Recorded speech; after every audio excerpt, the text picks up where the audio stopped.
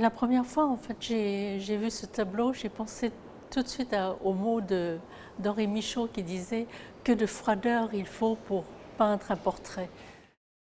On imagine Hodler au chevet de son amante, en fait, puisqu'il a eu plusieurs amantes au cours de ces années. Et elle est malade, mourante, sur son lit de mort. Il fait 200 portraits d'elle en l'espace d'une année, une année et demie.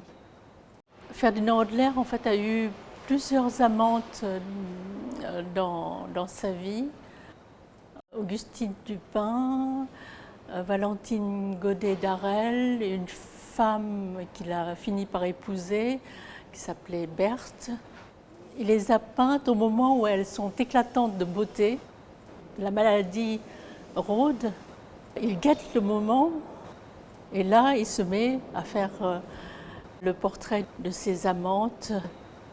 Si l'on prend les 200 portraits de Valentine Godet d'Arel et les 4 portraits qu'il a fait d'Augustine Dupin, on pourrait donner une sorte de titre générique, qui est un titre baudelairien, mais les amours décomposés. C'est vrai qu'il y a quelque chose de très baudelairien dans ce tableau en particulier. Si on pense à des poèmes comme La Muse malade, comme Remords posthume, où il est question toujours de la mort qui hante les amantes. L'autre raison pour laquelle j'ai choisi ce tableau, c'est qu'en le voyant la première fois, j'ai noté que le tableau a été peint en 1914 et c'est exactement l'année de la première œuvre littéraire de Kawabata. Il avait 16 ans à l'époque, il tenait le journal de sa 16e année. Et ce journal de la 16e année, c'est le journal de la maladie et de l'agonie de son grand-père. Et c'est exactement la même démarche, c'est que Hodler comme Kawabata se mettent au chevet d'un être cher et notent tout ce qui concerne leur fin dernière. La dernière raison qui m'a amenée à choisir ce tableau, c'est qu'on a souvent vu Hodler comme un peintre suisse. Contrairement à Vallotton ou Böckler, il n'est pas tellement sorti de son pays. Et surtout un peintre symboliste. Et là, dans ce portrait, c'est exactement le contraire du peintre symboliste.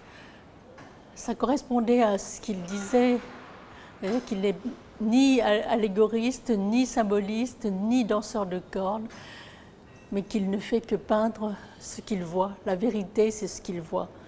Et ce portrait, c'est exactement cette ambition qu'il avait d'aboutir à une vérité très cruelle, certes, mais et puis il y a aussi l'espèce de ténacité où ces 200 portraits autour d'une femme en train de mourir. C'est quand même une ambition peut-être un peu macabre, mais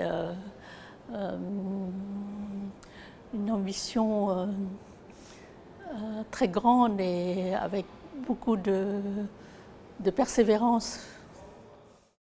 La nature est un temple où de vivants piliers laissent parfois sortir de confuses paroles. L'homme y passe à travers des forêts de symboles qui l'observent avec des regards familiers, comme de longs échos qui de loin se confondent dans une ténébreuse et profonde unité, vaste comme la nuit et comme la clarté. Les parfums, les couleurs et les sons se répondent. Il est des parfums frais comme des chairs d'enfants, doux comme les hautbois, verts comme les prairies, et d'autres, corrompus, riches et triomphants, ayant l'expansion des choses infinies, comme l'ambre, le musc, le benjoin et l'encens qui chantent les transports de l'esprit et des sens.